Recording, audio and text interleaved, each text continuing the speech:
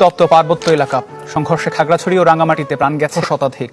ভাঙচুর ও আগুন দেওয়া হয়েছে দোকানপাটে। পার্বত্য অঞ্চলে আমাদের ভূখণ্ড নিয়ে ষড়যন্ত্র চলতেছে।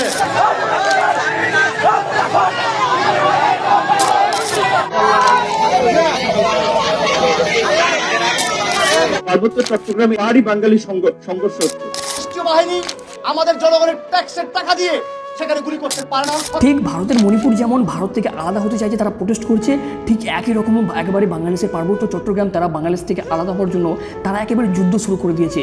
সেখানে থাকা সব বাঙালিদেরকে তারা মারছে এবং সেখানে থাকা সব বাঙালিদের ঘর বাড়ি একেবারে জ্বালিয়ে পুড়ে দিচ্ছে। এখন বাঙালিদের মধ্যে এবং পাহাড়িদের মধ্যে যে যুদ্ধ শুরু হয়ে গেছে, বন্ধুরা এই ভিডিওর মধ্যে আপনাদেরকে দেখাবো যে বাংলাদেশের মানুষেরা যেটাই ভয় করেছিল সেটাই হলো। তাহলে কি বাংলাদেশ থেকে পাহাড়ি চট্টগ্রাম তারা আলাদা হয়ে যাবে? বন্ধুরা ভিডিওগুলো দেখুন, আপনারা বুঝতে পারবেন।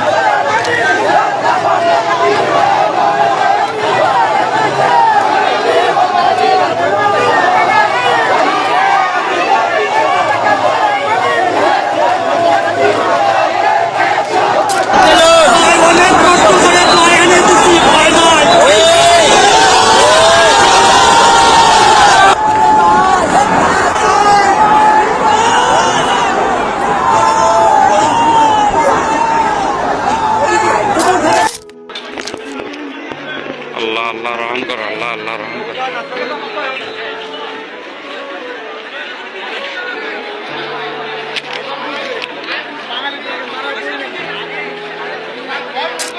উত্তপ্ত পার্বত্য এলাকা, ভাঙচুর ও আগুন দেওয়া হয়েছে দোকানপাটে। পরিস্থিতি নিয়ন্ত্রণে দুটি জেলা শহরেই জারি করা হয়েছে 144 ধারা, আর মোতায়েন করা হয়েছে আইনশৃঙ্খলা বাহিনীর বাড়তি সদস্য।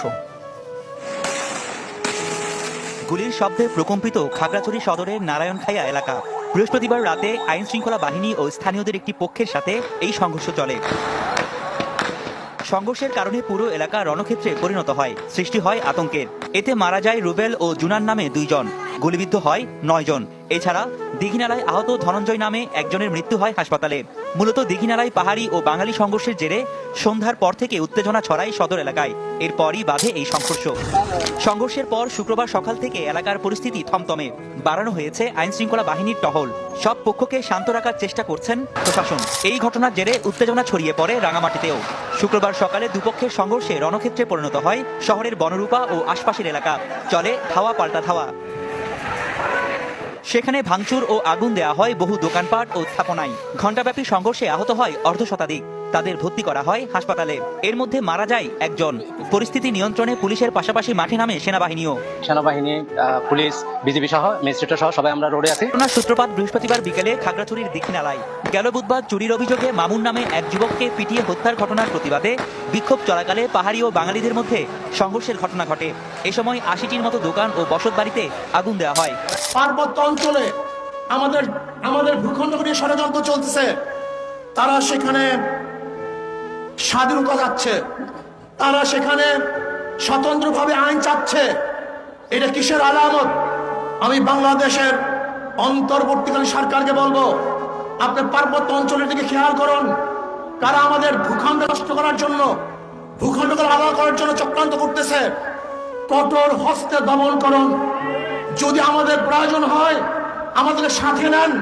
যদি আপনি না পারেন, বাংলাদেশের প্রত্যেকটা জনগণ ঐক্যবদ্ধভাবে সমস্ত ষড়যন্ত্রকারীদের ষড়যন্ত্র ভেঙে চুরমার করে ফেলবে ইনশাআল্লাহ। আমরা স্পষ্ট বলতে চাই, আমরা পাহাড়ের বন্ধু, পাহাড়ের সাথে আমরা আছি। আপনাদের আন্দোলন সংগ্রামে আমরা সমতলের আদিবাসীরাও রয়েছি এবং এই বাংলাদেশের প্রত্যেকটি প্রগতিশীল মানুষ আপনাদের পাশে আছে। আপনাদেরকে হুঁশিয়ার করতে চাই, আপনারা যদি আরেকটা প্রাণ জড়ান, আমরা শুনতে পাচ্ছি আজকে এই মুহূর্তে রাঙামাটিতেও মারামারি চলছে, হামলা পাল্টা হামলা চলছে। আজকে সেখানে মসজিদে মাইকিং করে সেখানে আদিবাসীদের উপর হামলা করা হচ্ছে, আদিবাসীদেরকে হত্যা করার ব্যবস্থা তারা তৈরি করেছে। আমরা এও শুনেছি সেখানে সেনাবাহিনী সেই রাঙামাটি সরকারি যে হসপিটাল সেটাকে ঘেরাও দিয়ে রেখেছে যাতে আহতরা কি সেখানে চিকিৎসা না নিতে পারে। আমরা এই সমাবেশ থেকে ধিক্কার জানাই, নিন্দা জানাই। অবিলম্বে যারা আহত হয়েছেন তাদের চিকিৎসার ব্যবস্থা করার জন্য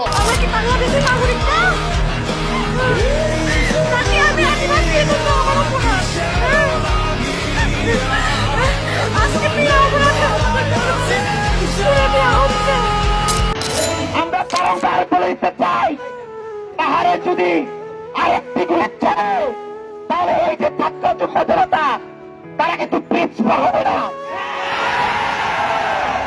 খাগড়াছড়ির দীঘিনালা উপজেলায় পাহাড়িদের উপর হামলার প্রতিবাদে রাজধানী শাহবাগ মোড় অবরোধ করেছে বিক্ষুব্ধ জুম ছাত্র। আজ শুক্রবার দুপুর 12টার দিকে বিক্ষুব্ধ জুম ছাত্র জনতার ব্যানারে শতাধিক মানুষ শাহবাগ মোড় অবরোধ করেন। এর আগে সকাল 10টার দিকে রাজু ভাস্কর্যের পাদদেশে তারা সমাবেশ করেন। খাগড়াছড়ি দীঘিনালায় জুম্মদের উপর হামলা, বাড়িঘর ও দোকানপাটে অগ্নিসংযোগ এবং রাতে আধারে এ সময় তারা পাহাড়িদের বাড়িঘর, দোকানপাটে হামলা ও অগ্নিসংযোগে জড়িতদের দৃষ্টান্তমূলক শাস্তির দাবি জানান। দুপুর 12:15টার দিকে তারা মিছিল নিয়ে শাহবাগ মোড়ের দিকে যান। প্রায় 20 মিনিট তারা শাহবাগ মোড় অবরুদ্ধ করে রাখেন।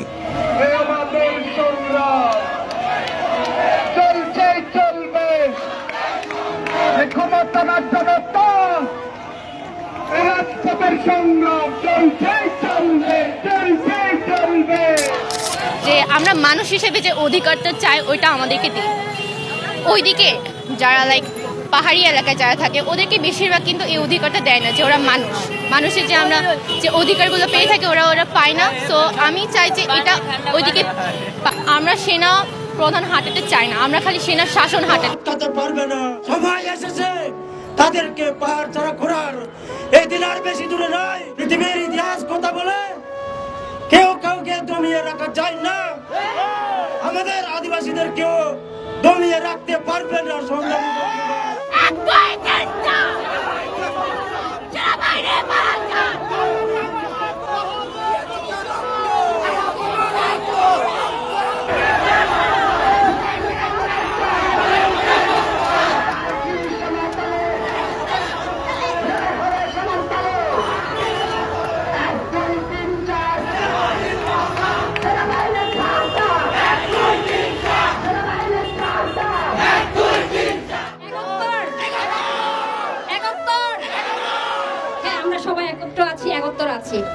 এখানে বেশি কিছু বলার কোনো সুযোগ নেই। আমরা যে জন্য এসেছি আপনারা সবাই ইতিমধ্যে জেনেছেন, শুনেছেন, আর এও শুনেছেন এই মুহূর্তে রাঙামাটিতে কিন্তু হামলা হচ্ছে পাহাড়িদের উপর।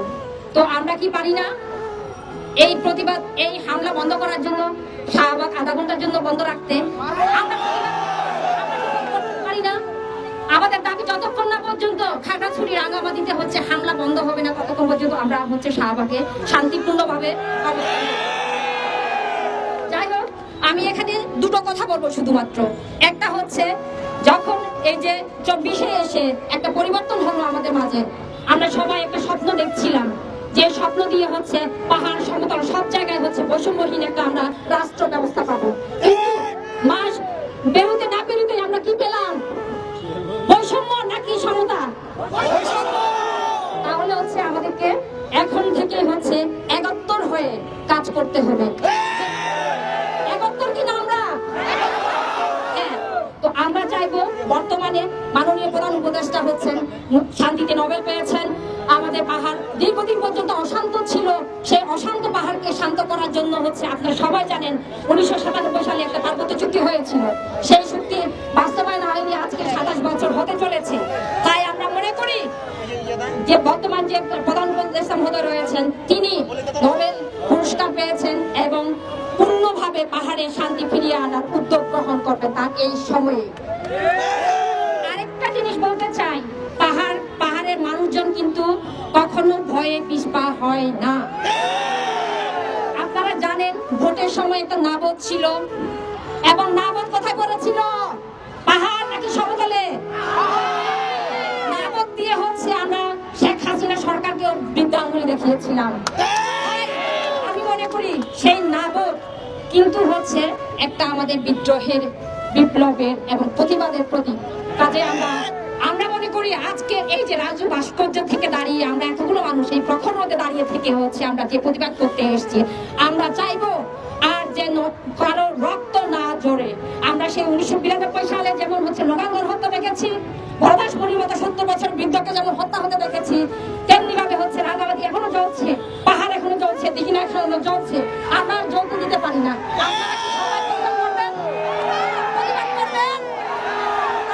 সবাই একত্র হয়ে আর বিভাগ না, আমাদেরকে বিভাজন করার জন্য অনেক চেষ্টা করা হয়েছে।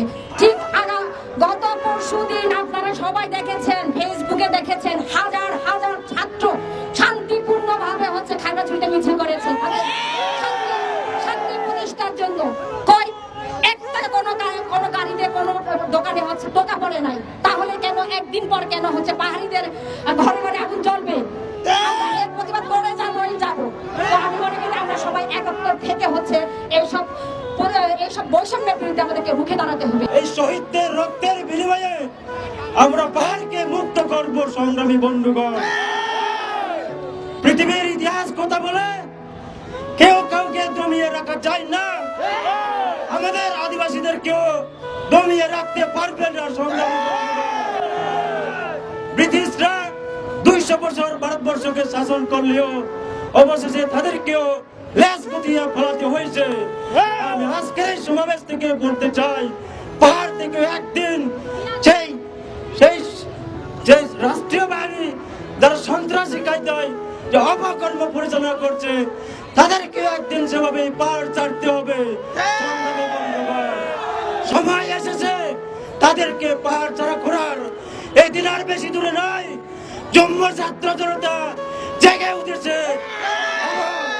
আদিবাসী হত্যার প্রতিবাদে এর পরিণাম কিন্তু ভয়াবহ হবে সংগ্রামী বন্ধুগণ। এই করোনার মধ্যে আমি বিশেষ কিছু বলতে চাই না, সর্বশেষ যে কথাটি বলতে চাই যে 2 যুগের অধিক সশস্ত্র সংগ্রামের মধ্য দিয়ে পাহাড়ে যে রাজনৈতিক সমাধানের কথা বলা হয়েছে 1997 সালের 2 ডিসেম্বরে যে পার্বত্য চট্টগ্রাম চুক্তি স্বাক্ষর করা হয়েছিল, সেই চুক্তির মৌলিক বিষয়গুলোকে বাস্তবায়িত না করে মোলার মতো ঝুলিয়ে রেখে পাহাড়ে একটি বিস্ফোরণ তৈরি করে রেখেছেন সংগ্রামী বন্ধুগণ। যে কোনো সময় এর বিস্ফোরণ ঘটবে, তা কেউ আটকাতে পারবে না। তাই আজকের এই সমাবেশ থেকে হুঁশিয়ারি উচ্চারণ করতে চাই যে 70-80 দশকে সমতল থেকে তারা বিভিন্ন অসহায় ছিন্নমূল বাঙালি ভাইদেরকে পাহাড়ে পুনর্বাসিত করা হয়েছিল রাষ্ট্রীয় পৃষ্ঠপোষকতায়। তারা এখনো সরকারি রেশনভুক্ত, তাদেরকে আজকে মানবদান হিসেবে ব্যবহার করা হচ্ছে সংগ্রামী বন্ধুগণ। আমি বলতে চাই, আমরা আপামর বাঙালিদের বিরুদ্ধে নয়, আমরা বাংলাদেশের বিরুদ্ধে নয়, আমরা এই বাংলাদেশে স্বাধীন নাগরিক হিসেবে আত্মমর্যাদা আত্মপরিচয় নিয়ে আমরা বেঁচে থাকতে চাই সংগ্রামী বন্ধুগণ। আমরা চাই, আমরা এই বাংলাদেশকে ভালোবাসি। আমরা 1971 সালের মুক্তিযুদ্ধেও আমরা অংশগ্রহণ করেছি, আমরা জীবন দিয়েছি। আমরা এই বাংলাদেশ থেকে বিচ্ছিন্ন হতে চাই না সংগ্রামী বন্ধুগণ। তবে একটি বিষয় মনে রাখতে হবে, এই বাংলাদেশ কেন বিচ্ছিন্ন হয়েছে পাকিস্তান থেকে, এটা আপনাদেরকে মাথায় রাখতে হবে সংগ্রামী।